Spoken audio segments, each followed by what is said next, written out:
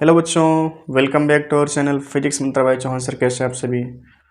तो पिछला लेक्चर आपने जो इलेक्ट्रोस्टैटिक में इलेक्ट्रिक फील्ड वाला था उसको आपने अच्छे से एंजॉय किया होगा। और बाकी उसमें जो बचे हुए टॉपिक हैं, जैसे हम बात करें फील्ड ड्यू टू डिस्क की, वही हम लोग कवर करेंगे। और न्यूट्रल पॉइंट देखो, एक ऐसा टॉपिक होता है जो नीट में डायरेक्ट न्यूमेरिकल बनाता है। ठीक है, आईआईटी में भी न्यूमेरिकल आता है बट उतना ईजी न्यूमेरिकल नहीं होता। तो बेसिक्स हम लोग समझेंगे, बाकी इन सब पर न्यूमेरिकल ठीक ठाक लेवल के जब ये पूरा चैप्टर कंबाइंड हो जाएगा तो उसके बाद फिर हम एक प्रॉपर लेक्चर बनाएंगे आईआईटी और नीट के नाम पे, जिसमें सिर्फ न्यूमेरिकल का ही डिस्कशन होगा। ठीक है, तब तक आप लोग अपनी जो भी प्रॉब्लम्स हैं उनको आप अच्छे से स्टोर करते जाओ। और जब लेक्चर ये कंप्लीट हो जाएंगे सारे इलेक्ट्रोस्टैटिक के, उनको वहाँ पर आके डिस्कस करेंगे हम लोग। ठीक है, बाकी ये जो टॉपिक है फील्ड ड्यू टू डिस्क की बात की जाए तो ये टॉपिक आईआईटी के हिसाब से इम्पॉर्टेंट है। बाकी नीट में देखो इस पर न्यूमेरिकल नहीं आते हैं, सही मतलब रियलिटी की बात की जाए तो नीट में इतना कॉम्प्लिकेट न्यूमेरिकल नहीं बनता है। फील्ड ड्यू टू सेल की बात होती है, जो कि हम गॉस थ्योरम के बाद पढ़ेंगे। अभी देखो फील्ड पर कैलकुलेशन कंप्लीट नहीं हुआ है, आगे चल के आप पढ़ोगे जब गॉस का नियम, फ्लक्स वगैरह, तो उसके बाद फिर से हम फील्ड पर दोबारा चर्चा करते हैं। ठीक है, तो फील्ड ड्यू टू डिस्क हम लोग यहाँ पे डिस्कस करेंगे, इसका प्रॉपर डेरिवेशन करवाएंगे। बाकी ये नीट में कभी क्वेश्चन नहीं बना इस पे आज तक। बाकी आईआईटी में तो कोई लिमिटेशन है ही नहीं, तुम ये नहीं कह सकते कि आईआईटी में जो टॉपिक है इस टॉपिक से डायरेक्ट न्यूमेरिकल आएंगे, ऐसा नहीं है। आपको डेरिवेशन की प्रॉपर कहानी बताई जाएगी, उस कहानी के माध्यम से आप बाकी के जो न्यूमेरिकल हैं डिस्क से रिलेटेड वैसे न्यूमेरिकल आप कर ले जाओगे। ठीक है, तो चलिए समय को हम लोग ज़्यादा वेस्ट नहीं करते हैं। टॉपिक हम लोग का आज का फील्ड ड्यू टू डिस्क। ठीक है, डेरिवेशन है ये, फील्ड ड्यू टू डिस्क।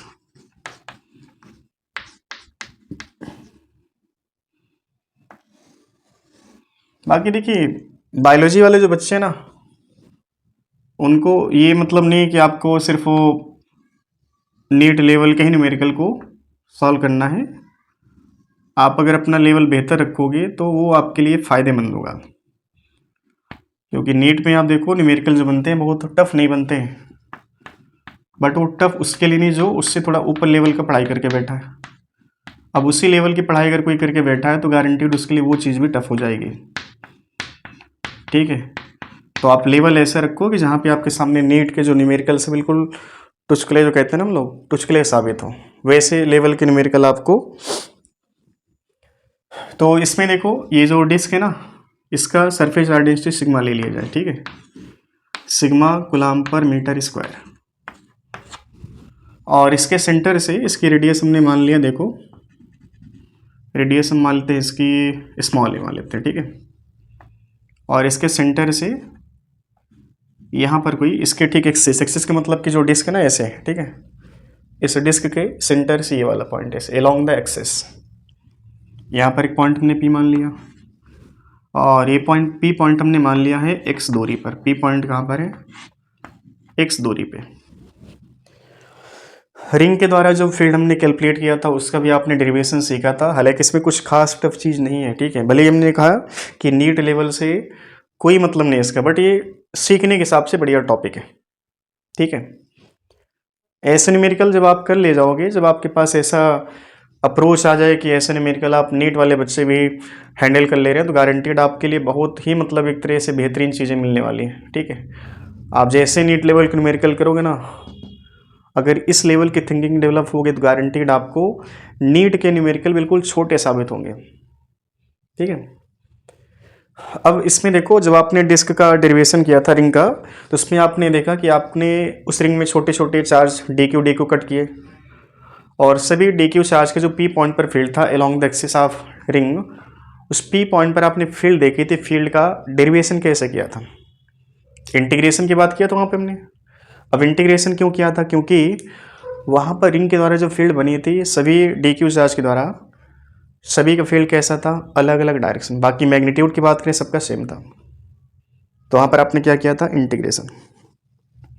आज भी इंटीग्रेशन होगा, क्योंकि जो रिंग है ना और डिस्क है, इसमें एलिमेंट किस शेप का कटेगा? तो सारे बच्चे जानते हैं इसमें एलिमेंट जो कटेगा वो किस शेप का होगा? वो रिंग टाइप में होगा, ठीक है। ऐसे एक रिंग कटेगी, ऐसे एक रिंग कटेगी। ये थोड़ा सा अगर कम क्लियर हो रहा है ना, तो इसको देखो हम यहाँ पर बना दे रहे हैं। ये कुछ ऐसा फिगर कि आपके पास एक रिंग बन गई, ठीक है। रिंग की रेडियस स्मॉल आर मान ली जाए और थिकनेस डी आर, ठीक है। बहुत आराम से इसको समझिएगा, नीट हो चाहे आईटी हो, सबके लिए डेरिवेशन है ये, ठीक है। ये पी पॉइंट हमारा। इसमें जो एलिमेंट कट होंगे उन एलिमेंट का शेप कैसा होगा, रिंग टाइप होगा। और रिंग का जो रेडियस है वो रेडियस कहाँ से कहाँ वेरी करेगा, फ्रॉम 0 टू स्मॉल ए, ठीक है। ये हमने मान लिया स्मॉल आर की रिंग है, ठीक है। इसका थिकनेस हमने मान लिया D R, thickness D R. Due to this ring, इस पी पॉइंट पर जो फील्ड बनेगी, टोटल फील्ड पर चर्चा हो रही है। जितनी भी रिंग होगी उन सभी रिंग के फील्ड कहाँ पर होगी, राइट हैंड साइड। याद करो रिंग का फील्ड कहाँ पर बना था, राइट हैंड साइड, ठीक है। अगर पॉजिटिवली चार्ज रिंग है तो बाहर की तरफ होगी, निगेटिवली चार्ज रिंग है तो अंदर की तरफ, ठीक है। अब इस रिंग का चार्ज हमने मान लिया, देखो रिंग का चार्ज हम मान लेते हैं डी क्यू। तो यहाँ पर जो टोटल फील्ड आएगी along the axis of ring, इस डी का कैलकुलेशन कितना होगा, यहाँ पर लिखोगे K into D Q into X, by में X square plus A square power 3/2। ये डेरिवेशन इसका फार्मूला था, बट ए का मतलब था रिंग की रेडियस। यहाँ पर हमने क्या माना, स्मॉल आर, ठीक है। ये तो डी आ गया। अब ऐसे डी हमको कहाँ से कहाँ तक मिलेंगे बोलो। सबसे पहले डी क्यू देखो, डी क्यू बराबर क्या लिखे, यहाँ पे लिख रहे हैं डी क्यू बराबर बनेगा सिग्मा इंटू डी ए, ठीक है। तो बोलो डी ए कितना होगा, ये होगा 2 pi are into D r, 2 pi are into D r बनेगा।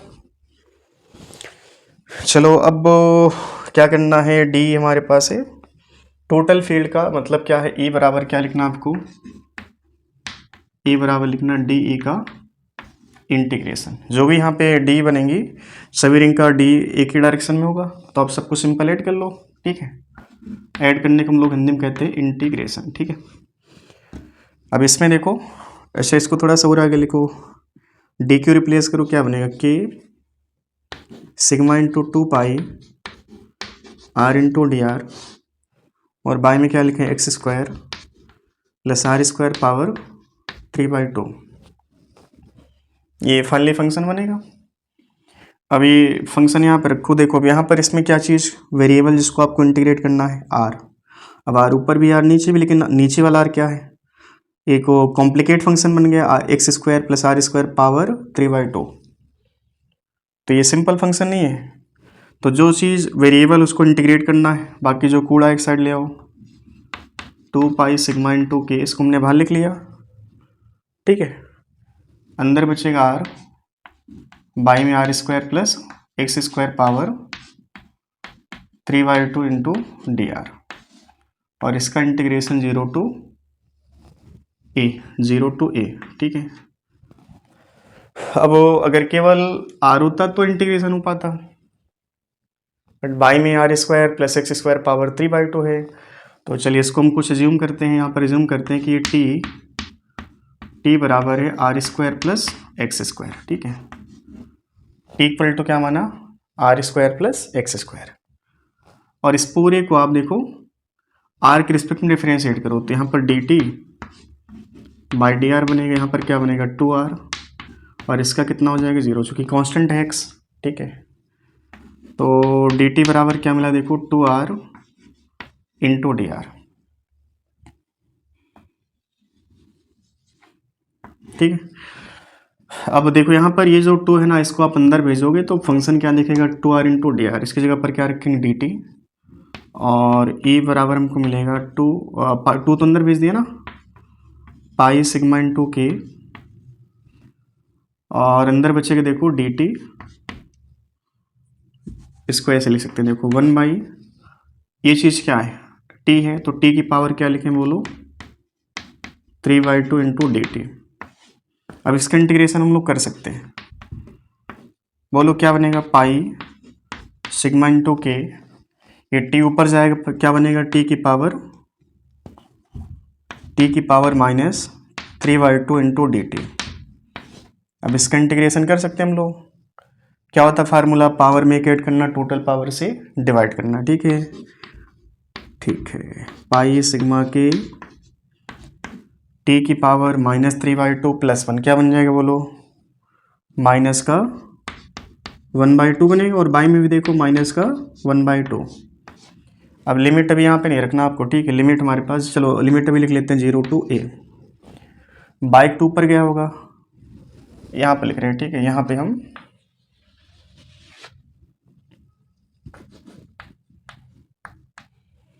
e बराबर क्या देखो, पाई सिग्मा इंटू के, और बाइक 2 पर जाएगा तो 2 आप देखो पहले से यहाँ पे लिख लो, ठीक है, और माइनस का 1/, देखो टी की पावर नीचे आएगा +1/2 हो जाएगा, ठीक है, तो √t लिख लें इसको, ठीक है, 0 to a। अब t जो आपने माना है उस t की जगह पर ये डाटा रख लो, ठीक है, इसकी लिमिट हमको स्मॉल r में चढ़ाना है, ठीक है, तो 2 पाई सिग्मा इंटू के माइनस 1/√x² प्लस r²। अब यहाँ पे लिमिट क्या रखेंगे हम लोग, 0 to a, ठीक है, 0 to a, upper limit minus lower limit, ठीक है, upper limit minus lower limit. देखो यहाँ पे हम इस चीज़ को लिख रहे हैं, चूँकि जगह कम पड़ रही है और थोड़ा ज़्यादा लिखना है इसमें। देखो क्या लिखोगे, 2 पाई सिग्मा इंटू के माइनस का 1/√x² प्लस a² माइनस, और ये प्लस हो जाएगा, ठीक है। लोअर लिमिट में क्या सिर्फ स्मॉल r की जगह पे ये बनेगा हमारे पास, समझ में आ रही बात। अच्छा, इसमें कुछ चीज़ छूट रही है क्या, यहाँ पर x है, ठीक है, ये x अभी छूट रहा, तो x हम यहाँ पर मल्टीप्लाई कर ले रहे हैं, ठीक है, x छूट रहा था, x को नहीं छोड़ना है, ठीक है, यहाँ पर भी x होगा, यहाँ पर भी x होगा, यहाँ पर भी x होगा, सभी जगहों पर देखो x आपको बस मल्टीप्लाई कर लेना अलग से। अलग से क्या, वो तो पहले से वहाँ पे आ ही रहा था फंक्शन में, k इंटू एक्स, और यहाँ पर भी x, ठीक है। अच्छा, x यहाँ पर बाहर है और इसको अंदर भेजें, ठीक है, चलो एक स्टेप और लिख लेते हैं, E=x, ठीक है। अब आप देखो इस x वाली चीज़ को अंदर भेजो, प्लस वाला पहले आएगा, माइनस वाला बाद में जाएगा, तो इक्वल टू क्या लिखा जाए बोलो, 2 पाई सिग्मा इंटू के। अब आप x अंदर भेजोगे, ये पहले लिखा आपने, तो यहाँ पर ये 1 बनेगा, और माइनस का x/√x² प्लस a²। फाइनली ये फंक्शन बनेगा हमारे पास, ठीक है। ये जो है फेल ड्यू टू डिस्क का फार्मूला है ये। अब इसको हमें कुछ स्पेशल केस में कन्वर्ट करना है, ठीक है। चलो सबसे पहले स्पेशल केस हम ये मानते हैं कि जो डिस्क है इसका साइज इनफाइनाइट है, इसका जो डायमेंशन कैसा है वो इनफाइनाइट है, डिस्क का आकार कैसा है इनफाइनाइट है, ठीक है। तो हम यहाँ पर ये लिखें कि इफ इक्वल टू इनफाइनाइट, मतलब कि जो रेडियस है डिस्क का वो कितना है इनफाइनाइट। अब देखो समथिंग बाय इनफाइनाइट कितना बन जाएगा 0। फाइनली ई बराबर क्या मिला यहाँ से देखो 2 पाई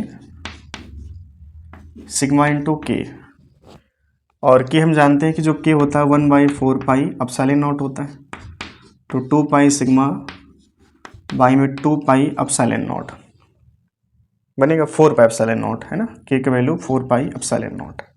ये पाई ने पाई को मार दिया, ये 2 से 4 खत्म करें, बाई में 2 बचेगा, तो ई का एक सुंदर सा रिजल्ट आएगा सिग्मा बाई 2 एप्सिलॉन नॉट। ये फार्मूला बहुत काम का है, इस फार्मूले का यूज कई जगहों पर आगे चल के नीट वाले बच्चे ना, ये डेरिवेशन से सिर्फ ये तुम इस चीज को समझो कि आपके पास जो फील्ड ड्यू टू डिस्क है अगर इनफाइनाइट डायमेंशन है तो क्या बना, सिग्मा बाई 2 एप्सिलॉन नॉट। ठीक है, अब ये फील्ड कैसा है, ये कांस्टेंट एक वेरिएबल है, तो ये फील्ड कैसी है, कांस्टेंट है। ठीक है, यहाँ आप लिख दे रहे हैं फील्ड कैसी है, ये कांस्टेंट है। बाकी ये वाली जो फील्ड है ये इस बात पर डिपेंड कर रही है कि यहाँ पर जो पॉइंट हमारा कितना दूरी पर है। बाकी अगर हम इसी डिस्क का डायमेंशन बढ़ाते बढ़ाते इनफाइनाइट टाइप कर लें, या पी पॉइंट ही हमारा बहुत पास हो गया, ठीक है, पी पॉइंट इतना कम दूरी पर है तो उसके सापेक्ष ये जो रेडियस ऑफ डिस्क है ना वो बहुत ज़्यादा है। पी पॉइंट हमने कहा कुछ मिलीमीटर में, ठीक है, पी पॉइंट हमारा कुछ मिलीमीटर में, और डिस्क का डायमेंशन हमने मान लिया है कि 1 मीटर। ठीक है, डिस्क का डायमेंशन क्या है, 1 मीटर, और 1 मीटर के रिस्पेक्ट में जो पी पॉइंट है हमारा बहुत दूर नहीं है, इतना पास है कि आप इसको इनफाइनाइट सोच सकते हो। ठीक है, इनफाइनाइट का मतलब ये हुआ कि डिस्क का साइज वही है, बस क्या है कि जो पी पॉइंट हमारा इतना पास है कि उसके सापेक्ष ये डिस्क ही क्या है, इनफाइनाइट दिख रही है। समझ में आ रही है? बाकी फिर भी इस चीज़ को समझो कि जो फील्ड है इस बात पर डिपेंड नहीं किया कि पी पॉइंट हमारा कितना दूर है, कितना पास है। This formula depends on distance of point P. ये पी पॉइंट डिस्टेंस पर डिपेंड करेगा, लेकिन ये फार्मूला डिस्टेंस पर डिपेंड नहीं करेगा। समझ में आ रही बात? तो इसको आगे चल के हम लोग कहते हैं field due to infinite dimension of sheet, अनंत आकार के चादर के द्वारा विद्युत क्षेत्र की तीव्रता। ठीक है, और उसमें दो केस आते हैं, कंडक्टिंग, दूसरा नॉन कंडक्टिंग। अगर यहीं पर बात होती है कि डिस्क में केवल एक साइड में चार्ज है तो यहाँ पर ये फार्मूला होगा, और इसी डिस्क में पीछे साइड भी चार्ज होता है, चूंकि डिस्क है तो इसके पास दो सरफेस होंगे, एक जो सामने आपको दिख रहा और एक इसके ठीक पीछे होगा। ठीक है, वो हमको नहीं दिख रहा। तो अगर ऐसा केस हुआ कि डिस्क में दोनों सरफेस पर चार्ज है तो फाइनली यहाँ पर बनता है सिग्मा बाई एप्सिलॉन नॉट। ठीक है, तो ये बेहतरीन डेरिवेशन था, इसमें ये फार्मूला बड़े काम का है, बाकी इसका कोई खास यूज नहीं है। इस पर नीट में तो ना तो न्यूमेरिकल आता है, ठीक है, बाकी इससे हम इसको यूज कर सकते हैं। ये जो फार्मूला बता पा रहा पूरी तरीके से, ये डेरिवेशन दोबारा तुम गॉस की जो प्रमेय, गॉस का थ्योरम है, उसके बाद इसका डेरिवेशन करोगे दोबारा। ठीक है, बाकी ये फार्मूला नहीं है कि आप इसको अच्छे से रट लो, ये एक डेरिवेशन, इससे कहानी सीखो। अभी हम क्वेश्चन बता रहे हैं कि आईआईटी में क्वेश्चन बनता कैसे। ठीक है, इतना पहले छापो।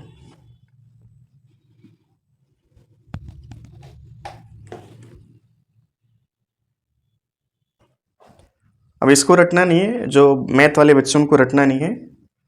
आईआईटी में जो न्यूमेरिकल पूछेगा इसका मतलब है नहीं कि जो आपने डेरिवेशन सीखा इसको अच्छे से रट लिए। ठीक है, क्वेश्चन का लेवल क्या क्या हो सकता है वो आपको बता दे रहे हैं।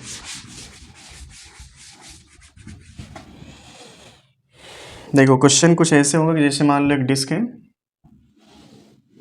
बट ये डिस्क नहीं है। ठीक है, डिस्क में बीच में एक स्पेस भी दे दिया है यहाँ पे।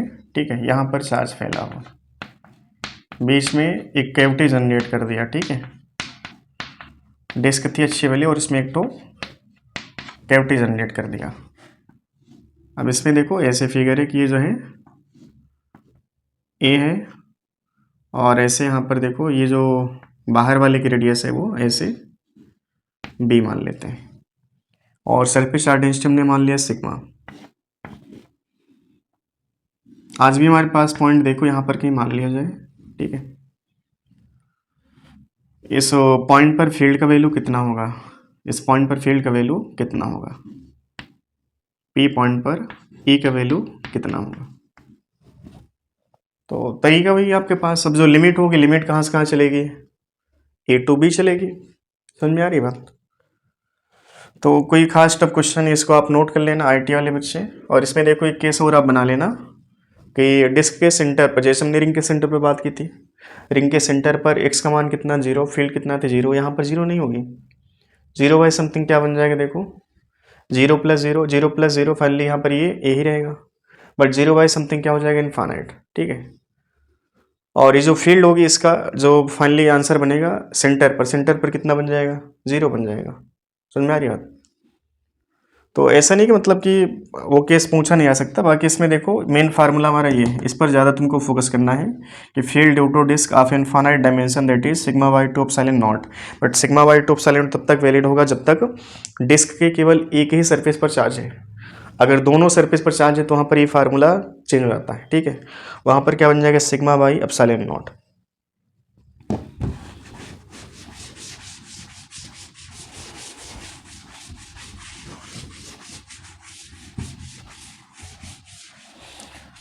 कुछ छोटे छोटे टॉपिक देखो इसमें बच्चे, जैसे हमने कहा न्यूट्रल पॉइंट एक अच्छा टॉपिक जिसपे नीट पे और आईआईटी डायरेक्ट न्यूमेरिकल आते हैं।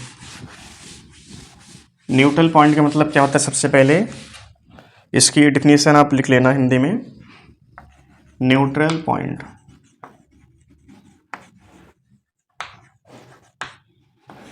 हिंदी में इसको कहा था उदासीन बिंदु।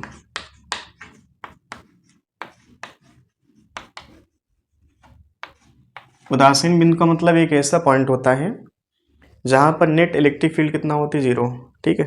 तो अंग्रेजी वाले बच्चे अंग्रेजी में लिख लेंगे, it is that point eight which net electric field is zero, ठीक है। हिंदी वाले बच्चे ऐसे लिख सकते हैं, यह वह पॉइंट होता है जहाँ पर कुल विद्युत क्षेत्र का मान जीरो होता है। और ये बात हम आपको पहले समझा चुके हैं शायद कि उदासीन बिंदु एक सिंगल आवेश का हमें कहाँ पर मिलेगा, इनफाइनाइट पे। उस आवेश की विद्युत क्षेत्र की तीव्रता अगर खत्म करनी है तो उसके पड़ोस में एक छोटा सा आवेश हमें और रखना पड़ेगा, ठीक है भाई। अगर अकेले ये कहानी आपको हमने सुनाई थी, अच्छे से याद करना अच्छे से। जब इलेक्ट्रिक फील्ड हमने टॉपिक स्टार्ट किया था तो वहाँ पर आप इसको दोबारा जाके देखना, वहाँ पर हमने कहानी सुनाई थी आपको अच्छे से, ठीक है। उदासीन बिंदु का मतलब होता है एक ऐसा पॉइंट जहाँ पर नेट इलेक्ट्रिक फील्ड क्या होती है, जीरो, ठीक है। Net electric field is zero. इसमें दो केस बनते हैं। पहला केस होता है due to similar charge, due to similar charge, neutral point due to similar charge, ठीक है।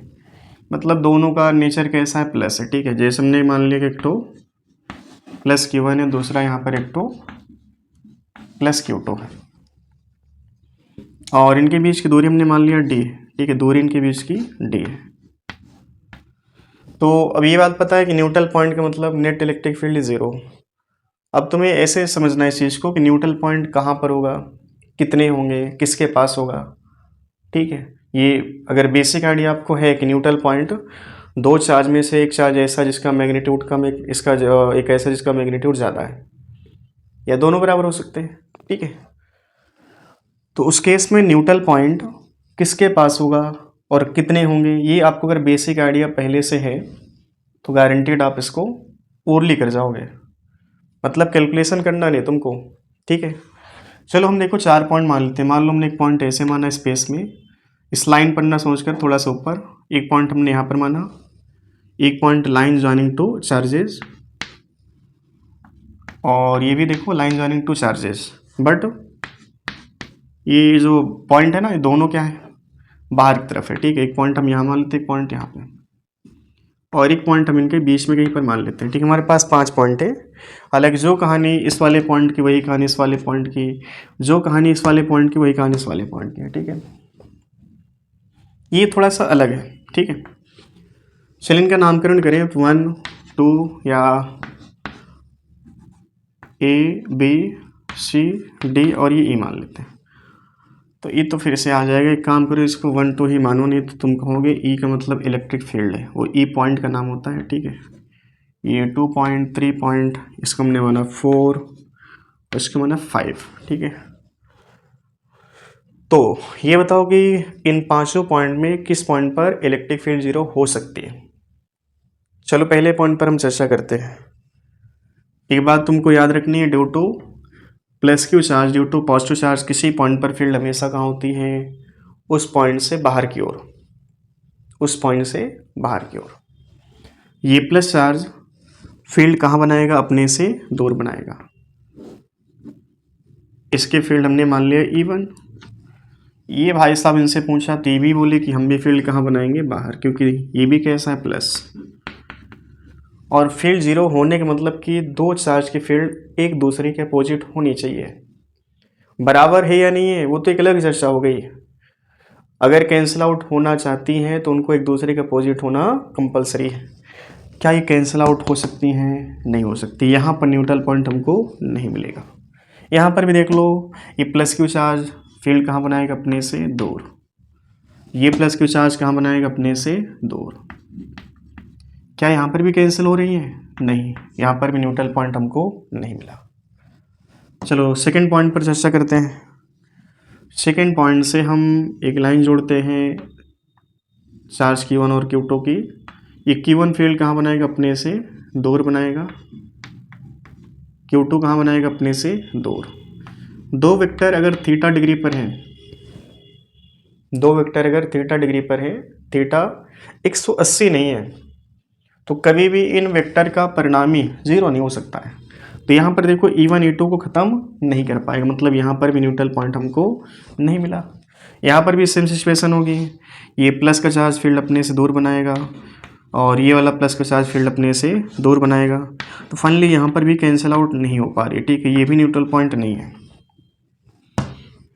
बाकी और कहीं पर भी आप सोचो, न्यूट्रल पॉइंट आपको और कहीं मिलना है नहीं। पांचवा पॉइंट चर्चा की जाए, प्लस Q1 फील्ड कहाँ बनाएगा? अपने से दूर बनाएगा और प्लस Q2 कहाँ बनाएगा? अपने से दूर बनाएगा। भाई साहब यहाँ पे देखो, यहाँ पर फील्ड एक दूसरे के अपोजिट है, ये कैंसिल आउट गारंटीड हो सकते हैं। अब जरूरी नहीं है कि ठीक यही वाला पॉइंट है जहाँ पर E1 बराबर E2 है। आप इस लाइन पे, लाइन ज्वाइनिंग टू चार्जेस, इस लाइन पर कहीं पर भी आप बैठो, ये पॉइंट कितने भी पॉइंट आप चूज करो, इन सभी पॉइंट पर E1 और E2 गारंटीड एक दूसरे के अपोजिट होंगे।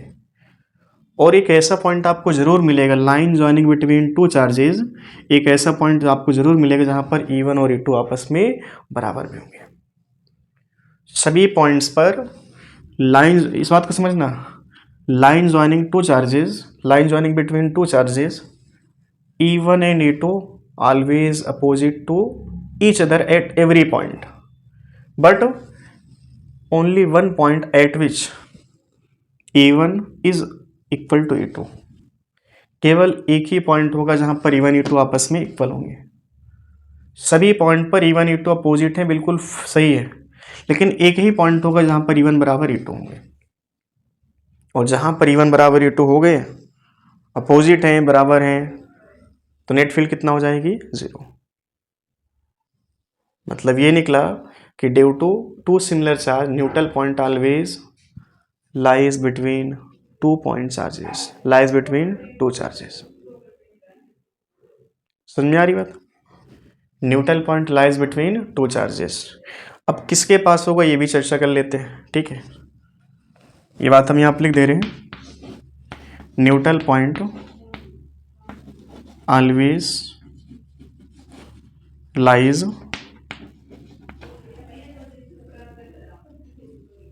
near the charge of smaller magnitude, smaller magnitude। Neutral point उस चार्ज के पास होगा जिस चार्ज का मैग्नीट्यूड कम होगा। अब ये बात केवल सिमिलर चार्ज पर वैलिड नहीं होती, ये जो पॉइंट हमने लिख दिया ना, अब हम बात करेंगे टू डिसिमिलर चार्ज, उसके लिए भी सेम लैंग्वेज होती है, ठीक है। बस याद रखना है कि neutral point due to similar charge always lies between line joining between the charges. Hindi वाले बच्चे समझेंगे कि जो न्यूट्रल पॉइंट होता है हमेशा चार्ज को जोड़ने वाली रेखा तथा उस रेखा के आवेशों के बीच में कहीं ना कहीं होता है, ठीक है। और उस चार्ज के पास होगा जिस चार्ज का मैग्नीट्यूड कम होता है, ठीक है। चलिए बात क्लियर हो गई। अब हमें ये समझना है कि न्यूट्रल पॉइंट की दूरी कैसे कैलकुलेट की जाए, क्योंकि हमसे पूछेगा कि चार्ज Q1 से कितना दूरी, चार्ज Q2 से कितना दूरी, तो हम इस पर भी चर्चा कर लेते हैं, ठीक है। तो location of neutral point from charge Q1 and Q2, इस पर चर्चा हम लोग कर लेते हैं, ठीक है। देखो चलो मान लेते हैं चार्ज Q2 है और यहाँ पर चार्ज Q1 है और इनके बीच की दूरी कितना मानी गई? D मानी गई, ठीक है। अब एक पॉइंट हमने मान लिया यहाँ पे P, जहाँ पर न्यूट्रल पॉइंट हमको मिल रहा, ठीक है। अब ये प्लस Q1 फील्ड कहाँ बनाएगा अपने से, दूर बनाएगा। E1 Q2 कहाँ बनाएगा अपने से, दूर। हमने ऐसे मान लिया कि एक ऐसा पॉइंट हमको मिल गया जहाँ पर E1 बराबर E2 है, ठीक है। अपोजिट तो हमेशा रहेंगे, बस आपको इक्वेट करना है। तो एट न्यूट्रल पॉइंट E1 बराबर E2, मतलब E1 और E2 का वैल्यू आपको बराबर करना है। अब न्यूट्रल पॉइंट की दूरी हमने Q1 से मान लिया है x, तो Q2 से कितना बन गई भाई साहब, बोलो, d माइनस एक्स बन गई होगी। अब E1 देखो, E1 ये वाला है, ठीक है। E1 के लिए क्या लिखना है आपको, k Q1 by x square बराबर E2 बराबर क्या लिखना है, k Q2 by d minus x का होल स्क्वायर। k ने k को निपटा दिया। देखो यहाँ से ऐसे लिखो, d minus x by x इस पूरे का होल स्क्वायर बराबर Q2 बाई Q1। अब x कैलकुलेट करना है तो ये ऊपर a माइनस बी का होल स्क्वायर बाई में एक्स स्क्वायर, गलती नहीं करना आप ऐसे। आप इसको लिख सकते हो d minus x by x बराबर under root Q2 by Q1, ठीक है। अच्छा, यहाँ पर इसको हम ऐसे लिख सकते हैं d by x minus 1 under root Q2 by Q1। Minus 1 side भेजो, प्लस 1 होगा ये, तो d बाई एक्स क्या बना, बोलो, root of Q2 by Q1 plus 1। ये उल्टा करके इसको देखो। अच्छा, x फाइंड आउट करना, तो x बराबर हम क्या लिखें, बोलो, ये पूरा इस d के डिवीज़न में जाएगा, क्या बन जाएगा, बोलो, under root Q2 by Q1 plus 1।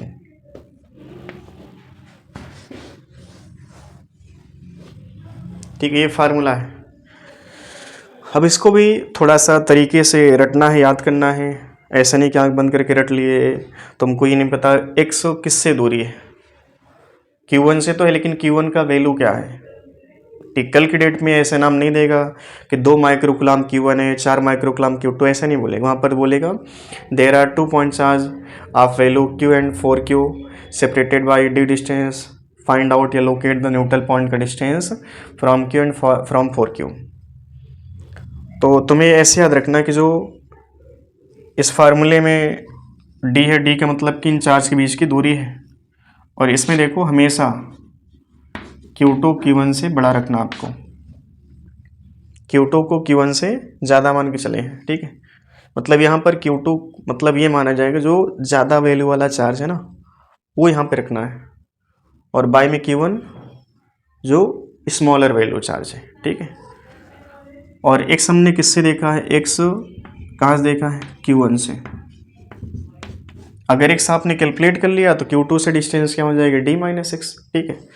तो आप इसको नोट करो, और इसमें एक पॉइंट याद रखना कि due to similar charge neutral point always lies between two the line joining between charges, line joining two the charges and lies near the charge of smaller magnitude, जो चार्ज मैग्नीट्यूड में कम है उसके पास होगा, ठीक है। उन न्यूट्रल पॉइंट का वैल्यू एक ही बार डिसाइड होगा, और ये केवल एक होगा, ऐसा नहीं कि बहुत सारे न्यूट्रल पॉइंट हो सकते हैं, ठीक है। चलो इतना छाप ले इसको।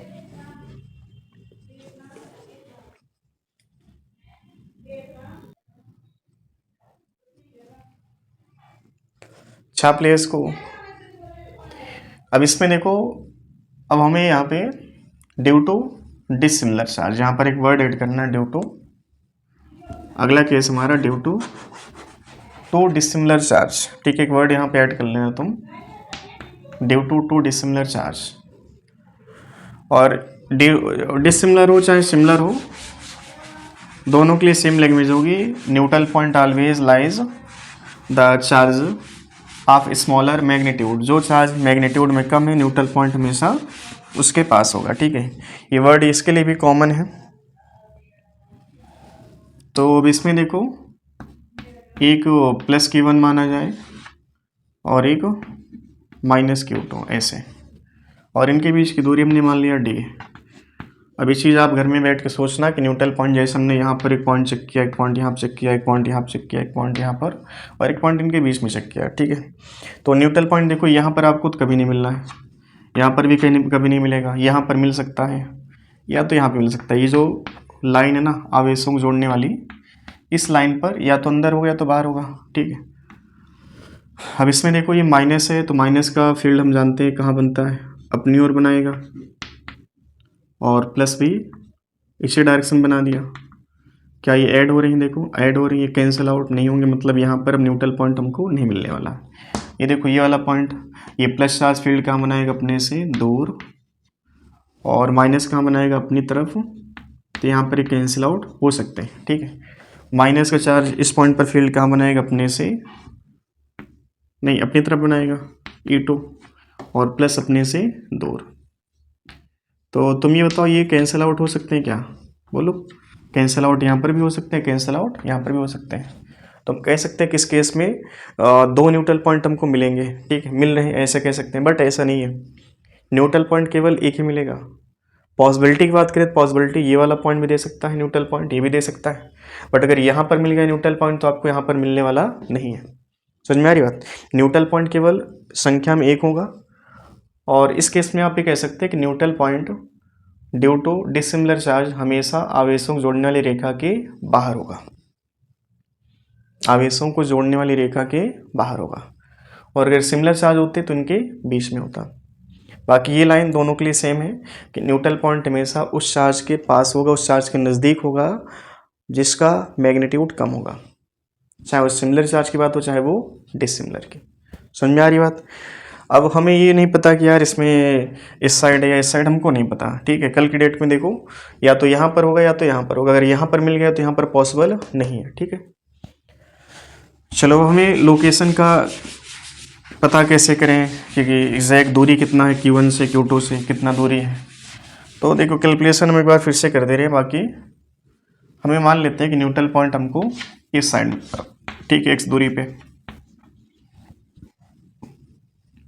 अब Q1 से दूरी x है तो माइनस Q2 से d प्लस एक्स हो जाएगी, तो न्यूट्रल पॉइंट पर E1 बराबर E2 लिखा जाएगा, और E1 कितना लिखा जाए बोलो? k Q1 by x square, E2 कितना लिखा जाए? k Q2 by d plus x का होल स्क्वायर, ठीक है।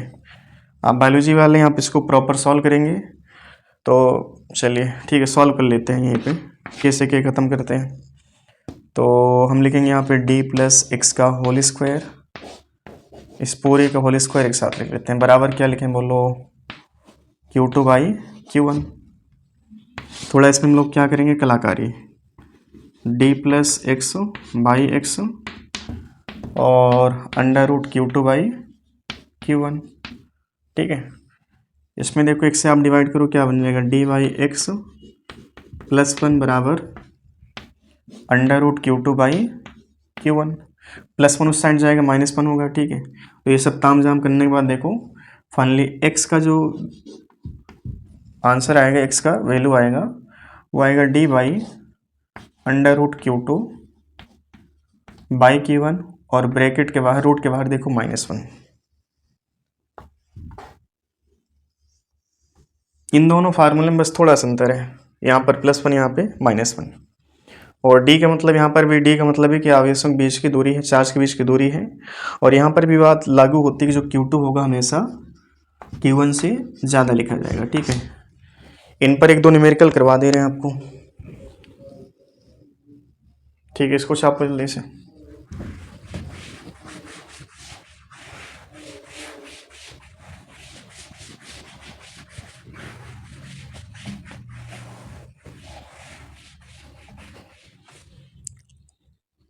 चलिए ये फार्मूला याद रखना, ठीक है। बस एक फार्मूला याद रखो, अगर सिमिलर चार्ज हैं तो यहाँ पर +1 होगा, डिसिमिलर होंगे तो यहाँ पे -1 होगा, और न्यूट्रल पॉइंट का नंबर हमेशा एक होगा। सिमिलर है तो उनके बीच में होगा, डिसिमिलर है तो उनको जोड़ने वाली रेखा के बाहर होगा, और हमेशा उस चार्ज के पास होगा जिस चार्ज का मैग्नीट्यूड ज़्यादा होता है या कम होता है, कम होता है, ठीक है। चलो एक छोटा सा टुचकुला कर लो। जैसे हमने कहा कि हमारे पास दो चार्ज हैं, एक है 4Q और एक है क्यू, ठीक है। और इनके बीच की दूरी हमने मान लिया डी, ठीक है। एक साथ दो क्वेश्चन बना लेते हैं। एक हमने लिखा 4Q और एक लिखा -Q, ठीक है। इनके बीच की दूरी है डी। इन दोनों केस में न्यूट्रल पॉइंट की दूरी इसमें हम कहेंगे Q से तथा 4Q से, इसमें हम कहेंगे -Q तथा 4Q से, ठीक है। तो स्क्रीन पॉज करके आप इसको सॉल्व करना। यहाँ पे x का फार्मूला क्या यूज़ करें बोलो, इनके बीच की दूरी और y में √ऑफ Q2। Q2 मतलब कि जो ज़्यादा वाला चार्ज, ज़्यादा कौन है यहाँ पर 4Q, 4Q बाई Q + 1। बोलो कितना बनेगा d, Q से Q खत्म, 4 का √2 और 2 1 3, मतलब कि d/3। ये d/3 कहाँ, फ्रॉम d/3 किससे, फ्रॉम Q। और d - x ये कितना होगा, d - x मतलब कि d/3। ये कितना हो जाएगा बोलो, ये हो जाएगा 2d/3। ये किससे होगा, फ्रॉम 4Q, ठीक है। चलो इस केस का कैलकुलेशन बताओ। इस केस में न्यूट्रल पॉइंट कहाँ पर होगा, देखो जो चार्ज मैग्नीट्यूड में कम है उसके पास होगा, यहाँ पर कहीं, ठीक है। अब x का वैल्यू बोलो कितना लिखोगे बोलो, dy में √4Q बाई Q और -1। Q से Q यहाँ पर भी खत्म, देखो 4 का रूट फिर से 2, 2 - 1 मतलब कि 1 बचेगा। फाइनली d बना। अब d किससे है, d किससे दूरी है देखो, फ्रॉम -Q चार्ज, ठीक है, फ्रॉम -Q चार्ज। और 4Q से कितना हो जाएगा, ये x है तो कितना हो जाएगा d + x, तो d + x मतलब कि d + d बराबर 2d। ये किससे होगा, फ्रॉम +4Q, ठीक है। तो ऐसे देखो नीट में छोटे छोटे चुटकुले पूछ लेता है, इसमें कोई रॉकेट साइंस नहीं है। क्वेश्चन और आपको हम दे दे रहे हैं। जैसे हम देखो इसका रिवर्स कर लें, हमने कहा कि -4Q और इससे कुछ दूरी पर Q, ठीक, और इनके बीच की दूरी आज भी D है। अब बताओ इस केस में न्यूट्रल पॉइंट कहाँ पर होगा। पहले देखो ये प्लस था, ये माइनस था, न्यूट्रल पॉइंट -Q के पास था। आज भी न्यूट्रल पॉइंट +Q के पास ही होगा, ठीक है। ये चार्ज मैग्नीट्यूड में ज़्यादा है आज भी। यहाँ पे मैग्नीट्यूड का मतलब कि साइन हटाकर बात करनी है, ठीक है। तो इसका भी देखो आंसर सेम आएगा, Q से D आएगा और -4Q से 2D आएगा, ठीक है। तो ऐसे छोटे छोटे चुटकुले कर सकते हैं हम लोग, ठीक है। इसको छाप जल्दी से। चलिए क्वेश्चन जो न्यूट्रल पॉइंट हमने भी सीखा उस पर बेस है और बढ़िया कॉन्सेप्ट है इसमें। इसमें दिया कि 3 charges +Q1 +Q2 and small q एक लाइन पे रखा गया। इनको स्मॉल q को हमने Q1 Q2 बीच में कहीं रखा है, ठीक है। और इसमें एक आ गया कि यदि पूरा सिस्टम इक्विलिब्रियम में है तो स्मॉल q का नेचर और मैग्नीट्यूड क्या होगा, ठीक है। तो तुम्हें देखो इस बात पर ज़्यादा फोकस करना है कि हमें पहले से कैसे पता चले कि स्मॉल q का नेचर क्या है। +1 माइनस अगर आपको पता चल जाए कि नेचर प्लस होगा तो इसमें देखो या तो पहला टिक करो या तो तीसरा। और अगर तुमको ये पता चल जाए कि नेगेटिव नेचर होना चाहिए तो फाइनली या तो थर्ड होगा या तो तुम्हारा फोर्थ होगा, ठीक है। तो आपको पहले से लगभग देखो 70% चीज़ें ओरली पता होनी चाहिए, ठीक है। हमने मान लिया यहाँ पे चार्ज +Q2 बैठा है और यहाँ पर हमने मान लिया कहीं पर +Q1 चार्ज है, ठीक है। और इनके बीच में यहाँ पर कहीं हमने मान लिया स्मॉल q है, ठीक है, यहाँ पर कहीं स्मॉल q है। अब पूरा सिस्टम किसमें है, equilibrium. Finally net force on any charge should be 0। अगर सिस्टम की इक्विलिब्रियम की बात की जाए तो स्मॉल q, Q1 Q2 ये तीनों पर एफ नेट क्या होना चाहिए, 0, ठीक है।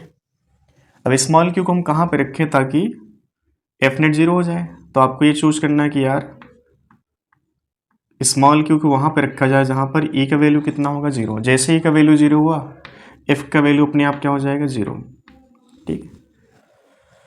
तो हमें यहाँ पर ये भी नहीं बताया कि Q1 Q2 बीच की दूरी कितना, तो हमने मान लिया D है, ठीक है, इनके बीच की दूरी D है। अब ये वाली दूरी होगी स्मॉल Q1 से हमने मान लिया x, जहाँ पर हमने चार्ज Q को रखा है, ठीक है। तो ये x हम पहले से कैलकुलेट कर चुके हैं, ठीक है, x हम पहले से कैलकुलेट कर चुके हैं। तो x का कैलकुलेशन अभी आपको ज़्यादा मेहनत नहीं करनी है, क्या था, dy में root of Q2 by Q1 plus 1, ये डेरिवेशन हमने अभी किया था इसका। तो इसकी शक्ल थोड़ा सा बिगाड़ी जाए, देखो ये वाली चीज़ इस साइड मल्टीप्लाई कर लो तो क्या बनेगा, root of Q2 by Q1 plus 1 बराबर क्या लिखें इसको, डी बाई एक्स लिख सकते हैं, ठीक है, डी बाई एक्स ऐसे लिख सकते हैं इसको, ठीक है। इस कहानी को हम यहीं पिला के रोकते हैं। अब ये बात पता है कि जो प्लस Q1 है प्लस Q2 इनका नेचर पता है, इसका नेचर नहीं पता है। इसको प्लस माना जाए तो ये प्लस क्या करेगा, इसको रिपल करेगा, ये प्लस क्या करेगा, इसको रिपल करेगा, एफ नेट इस पे 0 होगा। इसको माइनस मानो, माइनस मानने पर ये क्या करेगा, अपनी ओर खींचेगा, ये क्या करेगा, अपनी ओर खींचेगा, तब भी एफ नेट क्या होगा, 0। तो इस पर एफ नेट 0 दो कंडीशन में है, जब इसको प्लस माना गया, जब इसको माइनस माना गया। क्यों ना हम एक बार प्लस Q1 या प्लस Q2 से चर्चा करें। प्लस Q1 पर Q2 क्या करेगा, फोर्स बाहर लगाएगा, क्योंकि ये दोनों कैसे नेचर के, सिमिलर नेचर, ठीक है। हमने मान लिया ये फोर्स, हमने मान लिया Q2 का Q1 पर F12 है, ठीक है। अब अगर ये भी प्लस है, ये भी प्लस है, तो क्या करेगा, Q1 को बाहर रिपल करेगा, तो एफ नेट 0 नहीं हो सकता है। अगर Q1 को रोकना है तो फाइनली स्मॉल q उसको क्या कहा जाए, निगेटिव चार्ज हो जाए, निगेटिव हो जाए, ठीक है, अपोजिट नेचर का। अगर अपोजिट नेचर का है तो ही ये इसको अपनी ओर खींचेगा, अगर सेम नेचर का होगा तो क्या करेगा, ये भी इसको बाहर धकेल देगा। तो अब यहाँ पर देखो, इस पर हम एफ नेट 0 करना चाहते हैं, तो Q1 के लिए बात हो रही है, ठीक, Q1 के लिए बात हो रही है। तो Q1 के लिए क्या लिखें, देखो F12 बराबर F12 का मतलब क्या है, force on Q1 by Q2 कितना होगा, Q1 इंटू Q2 और बाई में इनके बीच की दूरी का स्क्वायर, और F कितना होगा बोलो, इनके बीच लगने वाला फोर्स कितना लिखें, Q1 इंटू Q बाई में एक्स स्क्वायर, ठीक है। चलो यहाँ से कुछ ख़त्म किया जाए, K से K ख़त्म करो, Q1 से Q1 ख़त्म करो, ठीक है। अब यहाँ से देखो हमारे पास एक Q2 है और ये Q है, और इसमें थोड़ा सा हम चेंज करें तो यहाँ पर देखो ये क्या बन जाएगा, यहाँ पर लिख रहे हैं इस चीज़ को, ठीक है। ये बनेगा हमारे पास Q2 बाई Q बराबर D बाई एक्स, स्क्वायर होगा तो हमने क्या किया, इसका रूट कर लिया, ठीक है। ये D square by x square होगा, हमने क्या किया, पूरे का अंडर रूट ले लिया। अब D बाई एक्स हमको यहाँ पे दिख रहा, देखो पहले इक्वेशन दूसरी इक्वेशन में D बाई एक्स हमको दिख रहा, तो आप इनको इक्वेट कर लो, ठीक है। From equation first and two क्या लिखें बोलो, root of Q2 by Q1 plus 1 बराबर क्या लिखें बोलो, root of Q2 by Q। तो इसमें थोड़ा सा कलाकारी करो, इसको root Q2 by root Q1 plus 1 बराबर क्या लिख सकते हैं बोलो, root of Q2 by root Q, ऐसे लिख सकते हैं क्या इसको बोलो। अभी रूट Q1 यहाँ पर मल्टीप्लाई कर लो, देखो क्या मिलेगा हमको, root Q2 plus root Q1 और बाई में देखो क्या मिला, रूट Q1, ठीक है। अब हम इसको लिख सकते हैं root of Q2 by root of Q, लिख सकते हैं। चलो आगे देखो, इसमें कैलकुलेशन बचा, अब ये रूट Q आप इधर ले जाओ और ये Q1 Q2 यहाँ पर मल्टीप्लाई कर लो, ठीक है। तो रूट Q1 गुणे रूट Q2, रूट Q बराबर हमको मिलेगा root of Q1 into root of Q2, by में क्या बनेगा बोलो, root of Q1 plus root of Q2 बनेगा। अब बायोलॉजी वाले बच्चे यहाँ पे ध्यान देंगे, इस पूरे का हमें क्या करना है, होल स्क्वायर करना है, तो रूट यहाँ पे खत्म हो जाएगा, क्योंकि हमसे क्यू पूछा है ना कि रूट क्यू। तो फाइनली होल स्क्वायर करने पर क्यू बनेगा और देखो यहाँ से क्या बन जाएगा, root of Q1 root of Q2 इसका होल स्क्वायर। तो फाइनली ऊपर क्या बचे, Q1 इंटू Q2 बचेगा। और बाय में देखो, अब इनका रूट ना ख़त्म करना, बायोलॉजी वाले बच्चे कलाकार होते हैं। तो root of Q1 plus root of Q2 इस पूरे का होल स्क्वायर। अब इस शक्ल में देखो आंसर कौन सा मैच कर रहा है आपका, दो हैं, पहला और दूसरा। अब इसमें ये बात तुमको याद रखना है कि यहाँ पर हमने ऑलरेडी इस Q को हमने डिफाइन कर लिया, इसका नेचर क्या है, एक नेचर क्या है इसका, नेगेटिव। नेगेटिव ना होता तो ये Q इस Q1 को अपनी ओर नहीं खींचता, ठीक है। तो पहले से हमने यहाँ पे डिसाइड कर लिया था कि स्मॉल q नेचर वाइज कैसा, नेगेटिव। तो आंसर मैग्नीट्यूड वाइज ये होगा, और नेचर क्या लिखना आपको यहाँ पे, नेगेटिव। ये आंसर हो जाएगा हमारा, ठीक है। तो इस लेक्चर को हम लोग यहीं तक रखते हैं। बाकी अगले लेक्चर में हम लोग बात करेंगे इलेक्ट्रिक लाइन ऑफ फोर्स और फ्लक्स पे, ठीक है। तो चलिए आज के लिए हम लोग इतने रखते हैं। बाकी न्यूमेरिकल देखो ऐसे इससे टफ नहीं पूछ सकता, अगर नीट है IIT है तो इससे टफ न्यूट्रल पॉइंट पर फिलहाल नहीं क्वेश्चन पूछ सकता है, ठीक है। चलो इतना ही रखते हैं आज के लिए, थैंक यू।